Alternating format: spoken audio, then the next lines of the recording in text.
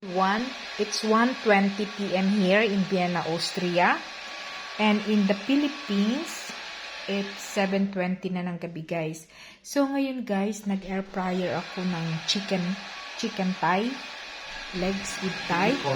And of course, guys, this is our lunch for today. And kahapon, guys, ayan, guys, oh. Nagpunta kami ng Asia shop, guys. Tapos nakakita ako ng kangkong, guys. Kaya ayan, guys, oh. Nag-adobo ako agad ng kangkong, guys. Ayan ang kangkong ko, guys. Oh, kasarap ng kangkong ko, guys. Tama ba yan, guys? Fryer, chicken, then kangkong. Ewan ko lang, guys. Basta ako mag-focus lang ako sa kangkong ngayon. Pero ang sarap ng ano ko, guys. Oh.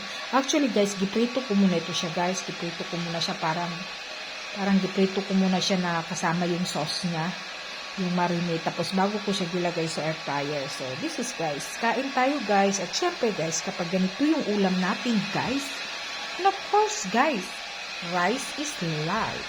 So, kain tayo, guys. Yabush!